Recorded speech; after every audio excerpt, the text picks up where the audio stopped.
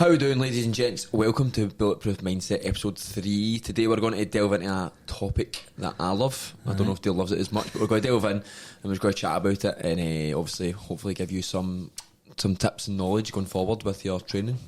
Yeah, so take it what you will from this episode, and also remember, this is just our opinions, this is just our debate. Absolutely. Feel free to reach out on social media and maybe challenge some of those train of thoughts. It's always good to hear different perspectives. But yeah, so today we are going to get stuck into powerlifting then. So me and James had a wee chat the other day. I was like, this would be a good topic actually to speak about on the podcast. So powerlifting, for you guys that don't know it, you want to get into it since it's your baby? Powerlifting is I'm not a powerlifter before I go any further, but I took most of my training ways from powerlifters.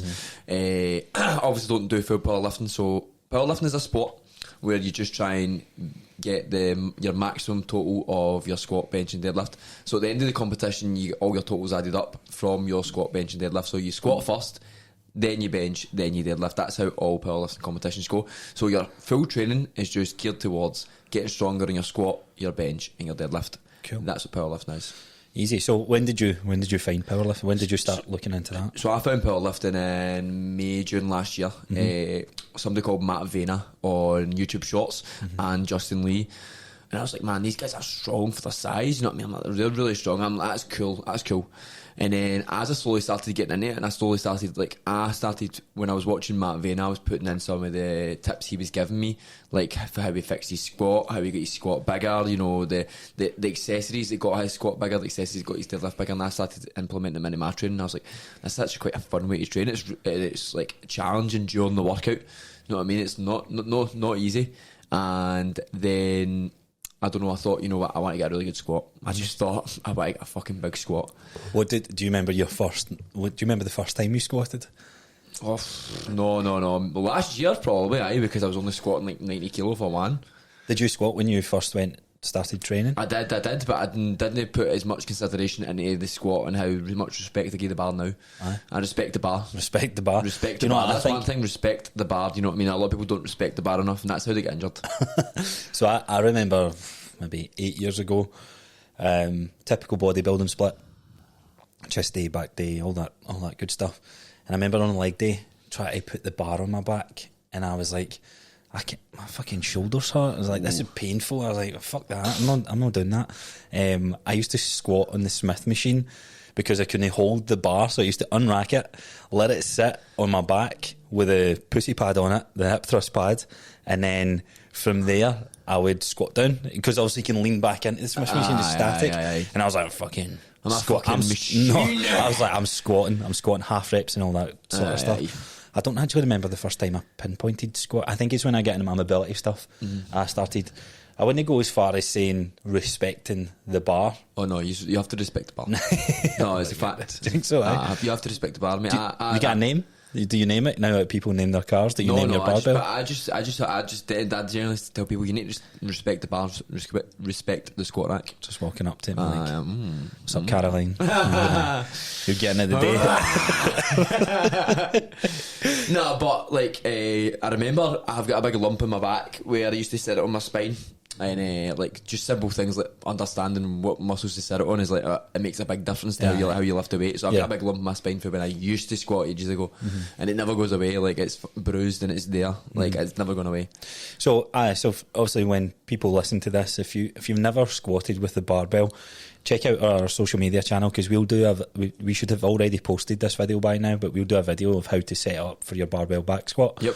You can find that on Bulletproof Mindset UK on Instagram. So so powerlifting then. So you're I mean, anyone that doesn't know James is a strong boy.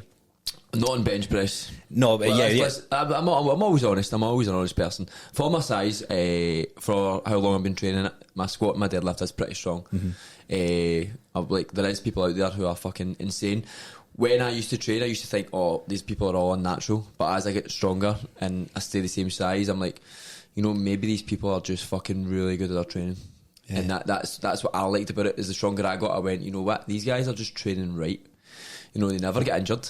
Well, obviously, your big main powerlifters, they will get injured. The guys who are on your PEDs, your steroids and that, who are absolutely destroying the weights, they will get injured. But the natural people that I follow, they don't get injured, and they've got certain ways of training. Like, as I said, they respect the bar. Like, that's one thing they'll always say: respect the bar or respect their equipment. And when you look into it as well, like, the one thing I learned is something crazy. Matt Vayner used to say, if you train through an injury, you'll be all right. And I used to go, what? Exactly. I used to go, no chance, no way is this guy. So I got a wee tweak in my glute, and I was like, you know what, I'm going to train through it. I'll be all right. And then because my technique was fucking pretty spot on, I was fine. Right. I trained through the pain for one session. I woke up the next day fine. And like his philosophy is, if you are definitely doing the correct technique, if you just continue training, you'll go through injuries. And I know that might seem like a crazy concept, but when I started just going, I'm just going to keep training. As long as I knew I was load managing and no going too heavy all the time, like I was actually like genuinely load managing, which load management means you don't just continuously go heavy. You have light days, heavy days, and then once I feel I'm at a certain point, I'll bring it right back down. Like at the moment, I'm deloading. So I keep the intensity. So if anybody doesn't know, when you talk about strength training, right? I was some technical issues here. When you talk about strength training, so you've got volume. How much volume you do is just your sets times your weight, right? Sets times reps times weight. Obviously, volume is 3, and then you have intensity, which is how close you're training to your 1 rep max. So that's the variables you go into when you powerlift. So right now, I'm just keeping my intensity high, my volume low. So that way, mentally, I can continue to lift, but I'm not putting that extra stress on my CNS. So that's what I'm doing now. I think go back then. So you reckon so injury wise, there's a couple of things that's maybe we went over there. A lot of people can get injured pretty easily. I mean, we know a lot of people in the gym that we go to that have hurt themselves, and we know a lot of those people have also pushed through it. So you said a couple of things that's worth highlighting. So you're training to better your squat or whatever you're training in general. I know that's a powerlifter episode, and you get a tweak, you get a wee nerve thing. Your principle and your philosophy going by was it Mike? Matt. Close, I got M.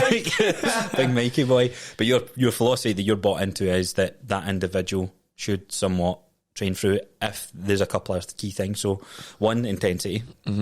2, form and technique. Form and technique's a must. So I think with form and technique, for anyone watching this is PTs telling you this. So PTs, we've got more of a mindset of learning the technique. You see people there, they look at videos like, I'm doing it that way. Aye. But nobody sets up a camera to look at how much butt link have they got. So that's a good point to go on. That is it, right? So I'll tell you one thing.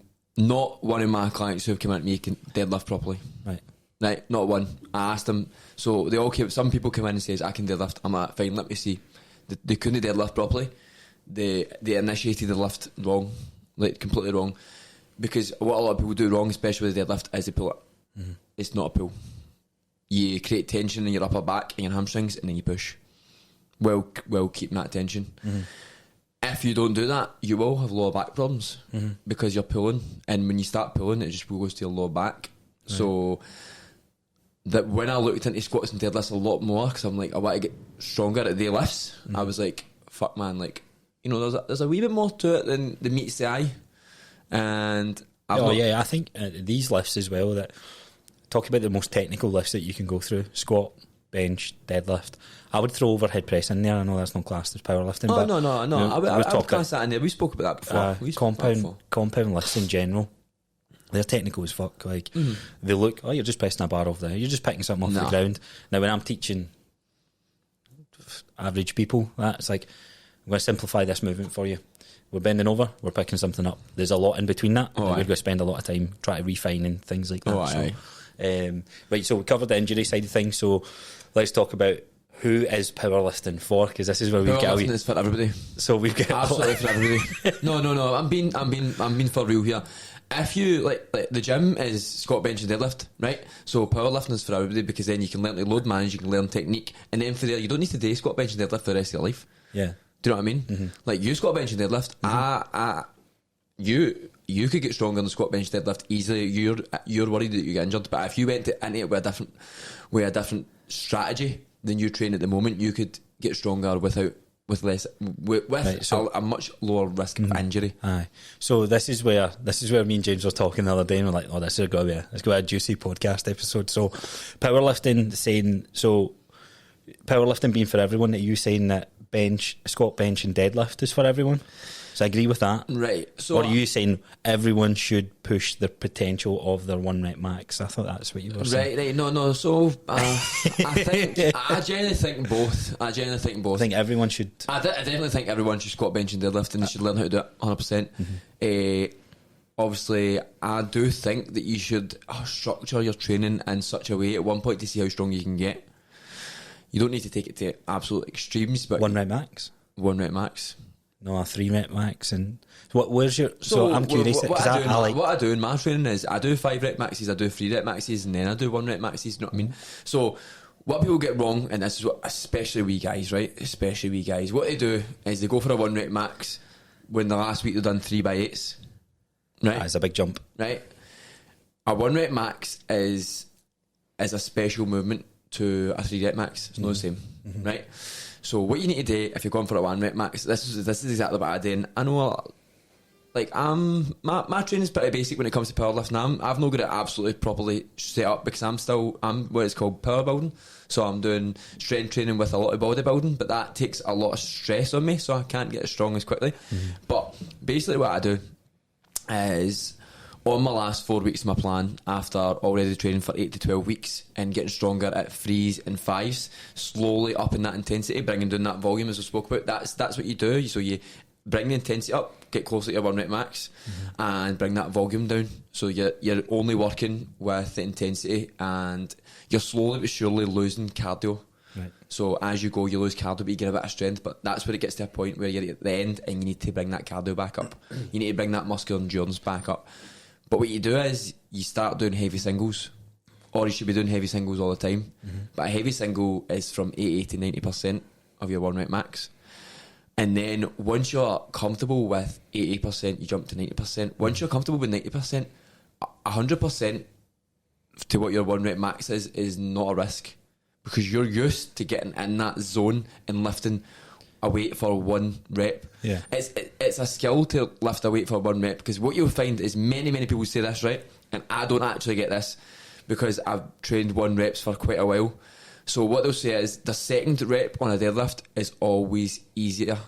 Because they've fired up their CNS, they've challenged their body in the way of, we're lifting heavy shit, let's fucking get not even just that. Their starting position for the first rep is not optimal. Oh, so I see where you're coming from. So when you drop the weight for your first deadlift, and you know you're going to lift it again, and you know how it feels, you already know how it feels, you're able to get in that starting position better. So from because you know if you're a degree off, or if your foot position is a tiny wee bit, you'll feel it. So then you need to start. Then you need to better your starting position. So as soon as your starting position is better, and say a deadlift or a squat for 1 rep, there's much lower risk of injury. So this is where I'll come in. Would you not argue that you can do that with 10 reps? You absolutely can, but where is the enjoyment? Right, so this is the part that me and James were talking about this, that this whole conversation sparked that. So it's to do with should everybody 1 rep max?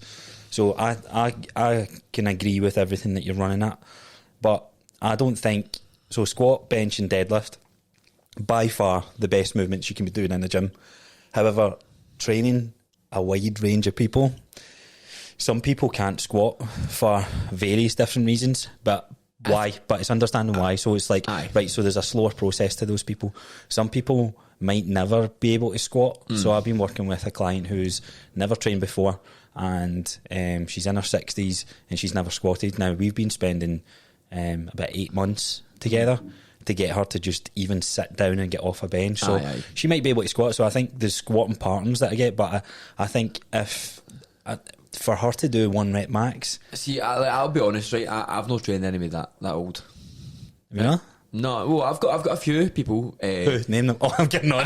No, right. So maybe when I think about it like that, so would you agree that you get past a certain age? It's no for absolute everyone, but I think Your age, my age, 100%. So I think, right, so that's where I can get on board. I think that there's criterias of doing a 1 rep max, but my challenge back to it is, what's to say 100 kilo deadlift isn't strong? That is.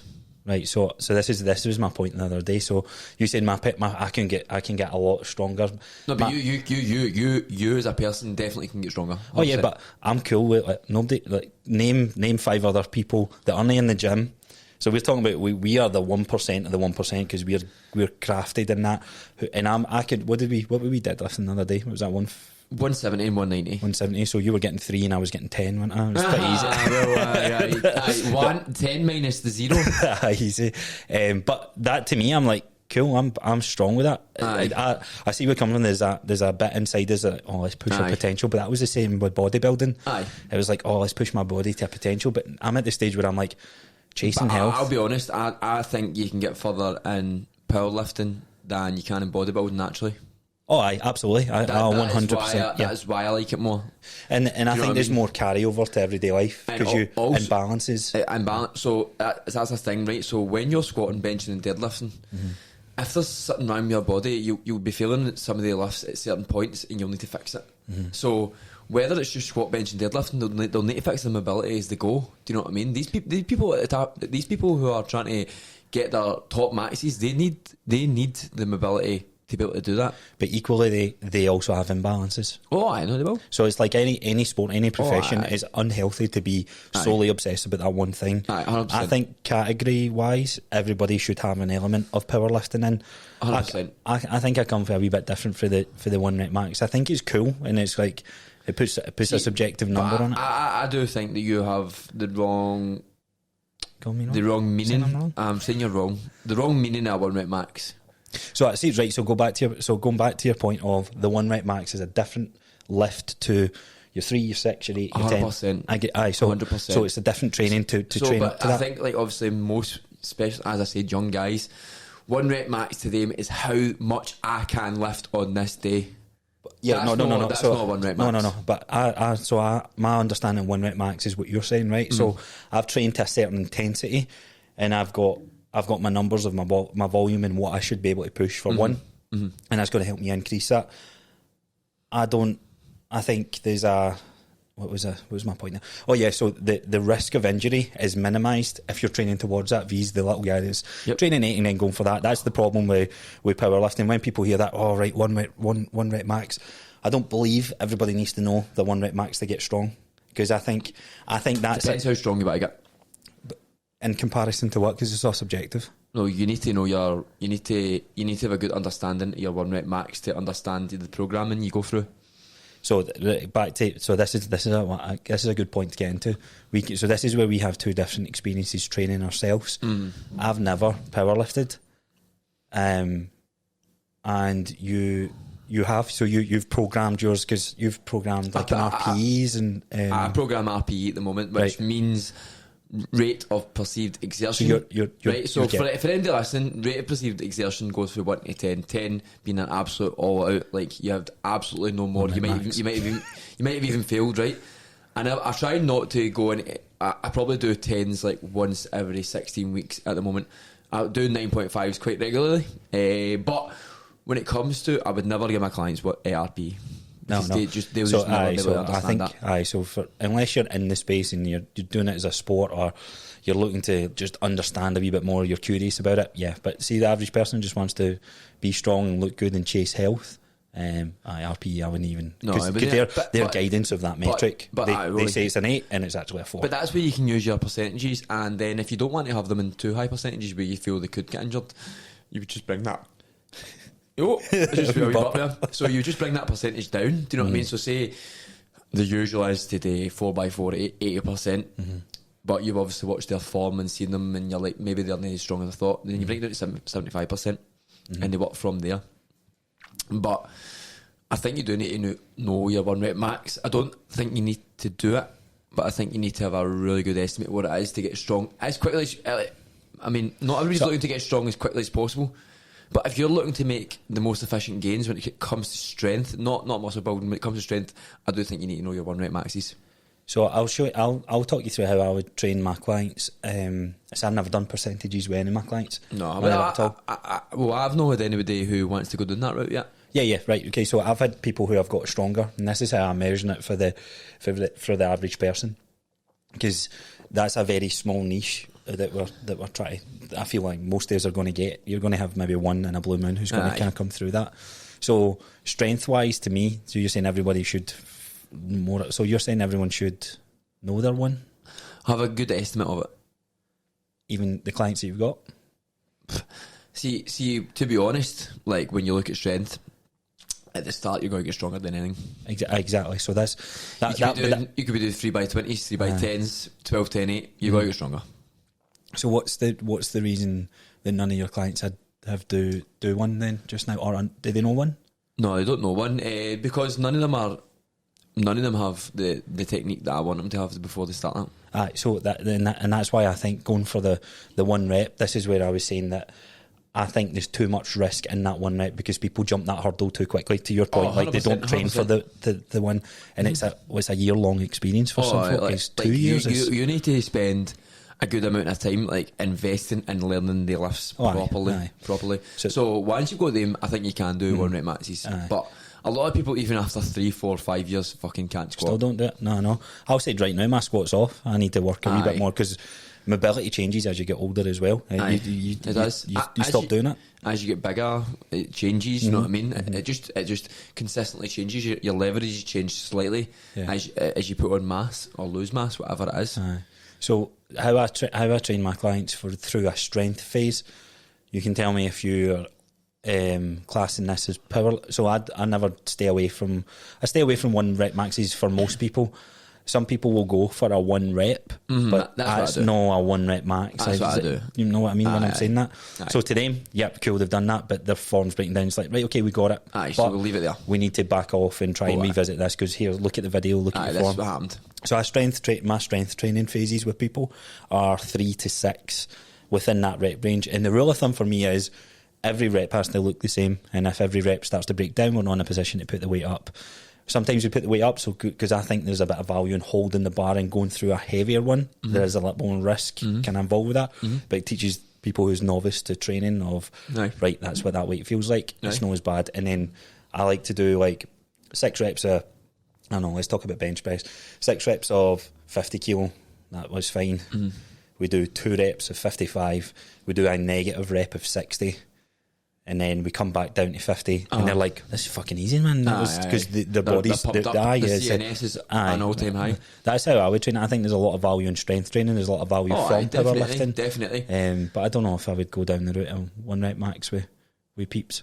Probably, unless I got somebody to a degree where I thought their squat, bench, and deadlift was pretty fucking good with lighter weight, then I wouldn't probably go down that route too soon. Do you know what I mean? I would like to. I'd fucking love to. I guess that's the market you want to get. Like, if you want to get better, your one rep max, I'm your guy. I would love to take people to that limit. I think I'm wanting to create some sort of service that gets them there, and that is the only service. That's the only point in that service. So there's no muscle gain or like fat loss. The whole point is to teach you how to squat, bench, and deadlift perfectly, which I've done with one person, and she can squat, bench, and deadlift fucking perfectly. Good. And but she was moving away, and she came into me and she was like, "I've got 6 weeks. I want to squat bench. I want to squat, bench, and deadlift." I showed her how to squat, bench, and deadlift from the start. So I'll obviously no go into it too much. But I had a 4-week plan, showing her the movements before we went into squat. So we didn't squat, bench, and deadlift for 4 weeks, right? We only done movements that were either on machines or that would benefit towards a squat, bench, and deadlift, like RDLs and that. If you can do a proper RDL, then you can do a proper deadlift. If you can't do an RDL, then you can't do a deadlift, right? If you can't do a hamstring biased RDL, then you can't deadlift. And that's what I say to people who come to me, like, if you don't know what an RDL is, you can't deadlift. And like, I can pick back after, but I'm like, you can't tension your body in a way to lift that properly. You will injure yourself at one point. That's the is that your earphones or is that mine? So that's what I say. So after 8 sessions, she could squat, bench, and deadlift fucking pretty well, and she was fucking chuffed to the moon. From there, I was like, you know what, I could probably make something of this if people really want to go down that route. I could take them through a summer path, show them the mobility, take them through that first 4 weeks, and then show them how to squat, bench, and deadlift. So to me, it's from there, 2 seconds. From there, she could 100% go on a powerlifting plan. Like I've no doubts. Like she had the form. Why did she come to you? Why did she come to me? She just came in at the gym one day. She said she was looking for a personal trainer, and then I told her what I'd done. I said, I'm mainly strength focused. If that's something you'd be interested in, I say that to everybody. Some people are like, no, I just want weight loss. I'm like, that's totally fine. Like I can do the same. Like, it's like it's different to train, but the passion's still there for that. But the mega passion is teaching people how to squat, bench, and deadlift perfectly. Yeah. No, that's what when I seen her do that for the first time, and she was just as buzzing as me. Well, absolutely buzzing it on that. So I think you go into a lot more detail with your lifts to the point I'd actually say you I would say arguably probably do a better job at teaching those lifts than how I do, because you're saying RDL, I don't RDL with some clients, but I deadlift with as long as it's fine for my clients. So see the whole technical part. I'll tell you the reason why. I think most people are coming into fitness to lose weight, right? And I want to communicate the message of being strong. There's no better feeling of how that translates to everyday life.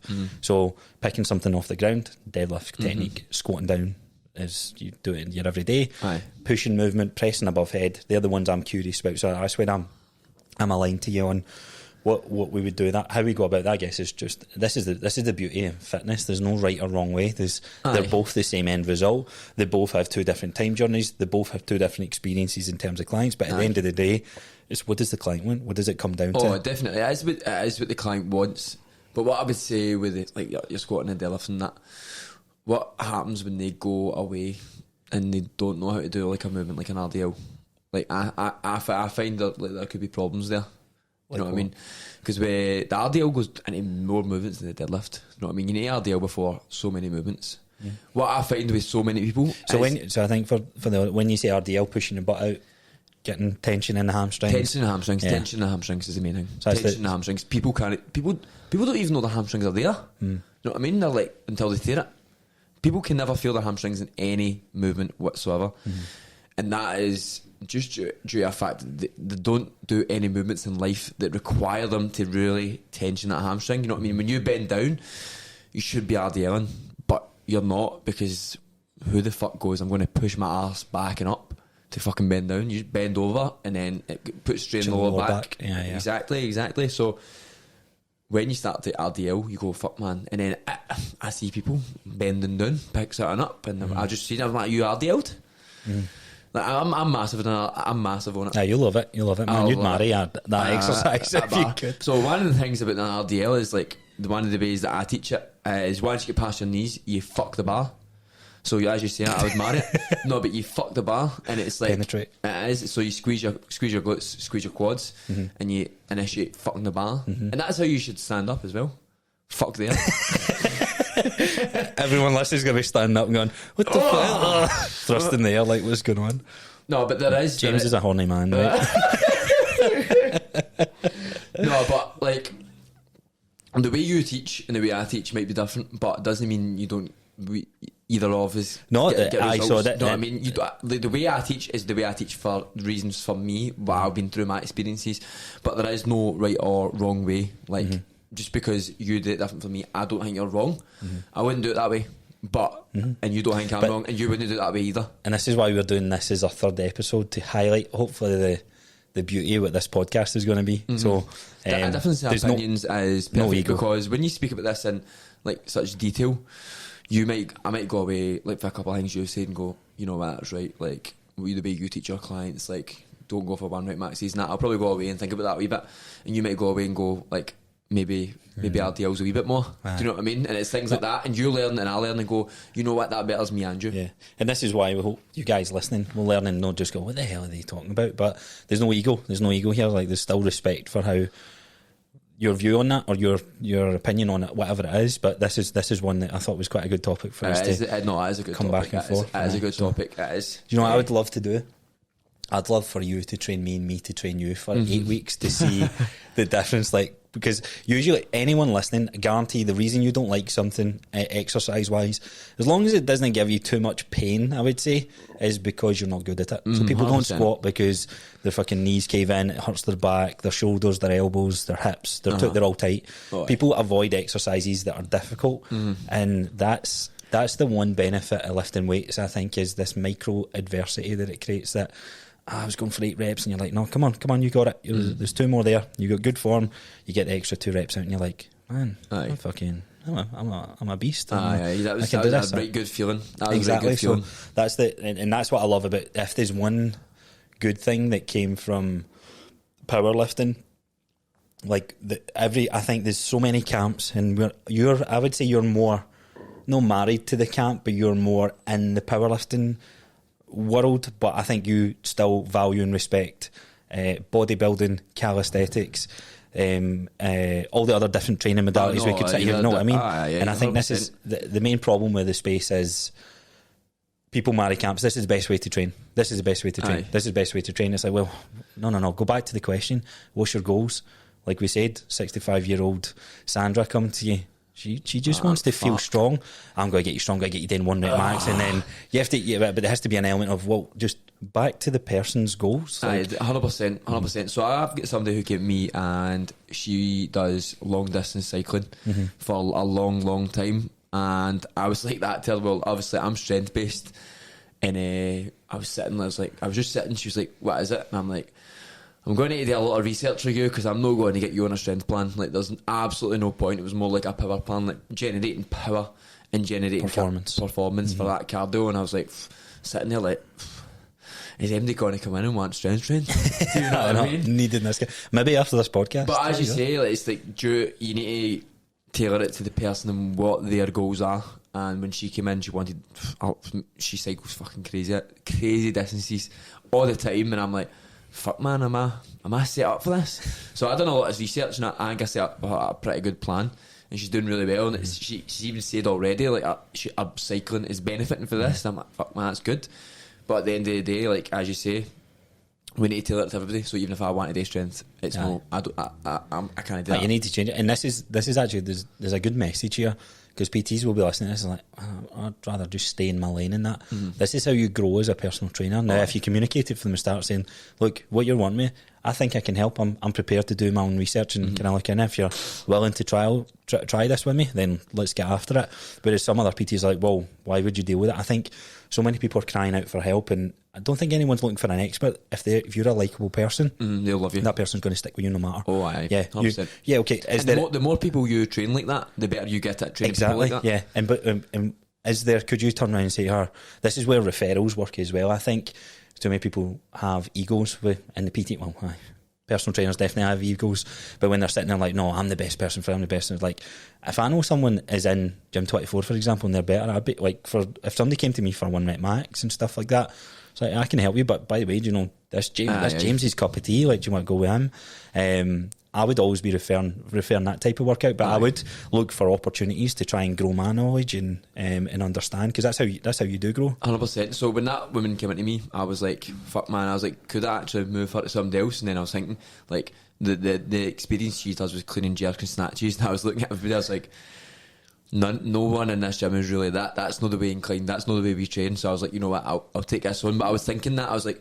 I'm probably going to need to give her somebody else. Like, I'm alright with that. And then I looked at everybody else and I went, man, none of us are really. Came to me. No, I mean, you like, she'd know me. No. No, but I looked at it, I went, you know what, I was going to, like, as you say, if you can refer somebody to somebody else, and you because it's no your forte, you are not really good at that, and it would take you too long to learn it on that spot. You go here, look, they're better suited to you. Breaking down the message as well, because some people have a goal and they think, like, for example, people have been conditioned in CrossFit world, so they're like, I want to snatch, clean and jerk, and then so I had a client that came to me for that, and I was like, I'm curious, like, why is it? It's because I want to better my deadlift and I want to get strong and I want to feel strong. And I'm like, right, I was like, I can help you with that. We're not going to clean deadlift. You want to give me a try? I don't believe you need to be doing that for reps and doing kipping pull-ups and all that shit. I was like, I'm going to train you the way they wanted to better their deadlift. No, that's what I mean. They initially came to me and said, I want to be able to snatch and clean. But see, if you're curious where you're questioning, I was asking why. It's because I want to be strong. Right. Well, why can you just focus on safer movements? I know that like more movements have more risk. And I was like, what defines strong? What does strong mean to you? I want to be able to kind of like when I go on holiday, I want to be able to lift my own suitcase and put it in overhead luggage. And it's like, you don't need clean and jerk for that. You see what I mean? So so being curious with your questioning as well. So that is a good point, and I'm going to go into another point, and we're just going to keep going because this is a good topic, right? So with the clean and jerk and the snatch, this is no. I follow Sonny Webster, who's an Olympic weightlifter. I follow other Olympic weightlifters, right? And see the mobility you need to be able to do them properly is insane. Way too many people in the CrossFit world overestimate this. Yeah, or the only people that has that mobility is kids because their joints are prime. But you need to do mobility every single fucking day. So if anybody's out there going, I want to clean and jerk and snatch, no, you need to be totally invested into that day two movements for the next 6 months. Oh, I mean totally invested. Like every fucking day, you need to be doing it. So I'll talk you through. Remember, I was saying, was that last episode? I was saying I couldn't hold the bar in my back. Aye. Took me a year. It took me a year to be able to get comfortable and have the shoulder mobility to hold that in my back. Aye. I wasn't just doing an hour in the gym. It was a couple of hours throughout the day, sitting at my desk at work, pulling my posture back, grabbing resistance bands, doing overhead dislocates, pulling my shoulder blades back, strengthening some of my back muscles. That took me, I would say, probably close to a whole year to being able to go, right, let's grab this bar and see if I can do this. And it's like, holy shit, already. So you can see initial gain it straight away, but like to perfect that, oh man, it's like kind of back to your point about the powerlifting. Absolutely insane. I know, it's mental. I definitely think we should go in on CrossFit and on one episode. That might be the next one we go to. I love clean and jerk and snatch, and I think it's fucking amazing to see people who do it properly, but obviously... Do you do it? No. You curious about it? I don't. I've never. That mobility is insane. Like, would that not be so? Like you said, you actually like going for a 1 rep max. When you hit your peak with that, do you think you'll be curious with it? If I hit my peak with that, aye. What do you mean if? I've got a long way to go. Like, personally, so my squat work right now is 180, but it will be 190. Like, no doubts, and my deadlift will be about 250. Like, I'm going to be, when I'm only 80 kilo at the moment, so and my aim is to like get to 93 kilo in like the next 3 years. So that's like, I'll probably get 3 years proper going for it, and then I'll decide for there. So I'll be 28 by then. See, when I come back for Croatia, I'm going to, I'd take a look for we should do an 8-week challenge where I train you and you train me. I don't know if I could do that, mate. Calf raises on a Friday. That sounds fucking shite. No, but I think there's, do you know, I think there's maybe no 8 weeks, but do you know, I think there's value going, you're married to a principal, I'm married to a principal, and we're curious about each other's style of learning. No, I definitely do. I just, and then we can talk about it as a podcast. You're not going to lose gains. I'm a fucking beast. No, but I don't know, man. Like, as I said, there's such specificity that goes into like clean and jerk and snatching. So I think you need to stay there. I think there's. No. I'm not talking about clean and jerk and snatch. I'm saying. No, I know what you're saying. I know what you're saying. But there's such specificity that goes into squat, bench, and deadlifting. And there's such specificity goes into holding your strength. You know what I mean? A lot of strength is just your central nervous system staying up and active. So I pulled 230. Did you? You sure? There's a video on Instagram to prove it. Aye. I used chalk and I used alternating grip, right? Aye. That was me that's been the strongest deadlift I've ever done. And that day I climbed up pretty well that day. What are you doing? So that day that was for me, and I was like, man, good. To me, there's maybe some value in kind of hearing you talk and saying what held me back there was the risk of injury part, because you're not seeing any people who do it with deadlifts. What also held you back there is you only went for it one day.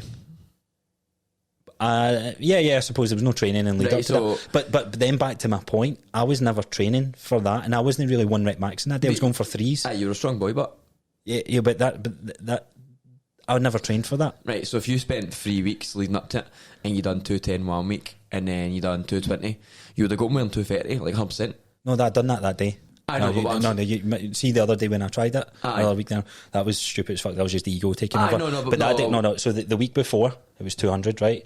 I was like, right, I've got 200. I want to see what my potential is, but I'm going to do reps. So I done 4 at 200. Right. I went for 210. So I went for 205. 205 flew off the ground. And I was like, right, 210 is going to feel good. Right. I went for 210. That felt good. I went to 220. Right. 220 felt good.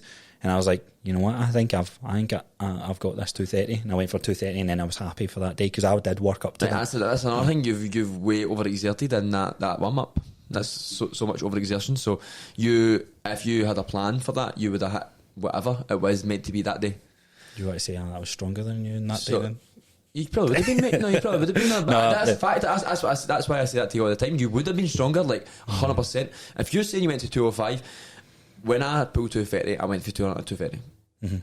And I could have went for 190 to 230 and still hit 230. Because once you get past a certain point, once you get to 80% of your max, you're warmed up. Right? So, you're warmed up. You're ready to go. You're good to go. As long as your warm ups before that are properly, you've warmed up properly. And you're not warming up at 180, at 200. That's not a warm up. That is just the step before you don't need to warm up. CNS. It's just your CNS. Your muscles are ready.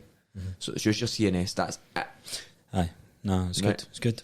So, good topic. We could sit here for the next. Sit here and fucking go. I could just go, mate. So, James has done himself because once you listen to episode 10, he's going to be, what's up with your back, James? Oh, fucked it, going for my one right back. No. I'm only joking. I'm playing with you, man. I'm playing with you. But damn right, I'm going to hold you to episode 3 if we go to 100 episodes. Imagine only being able to deadlift 230. I know. So, but that's my point before we wrap up.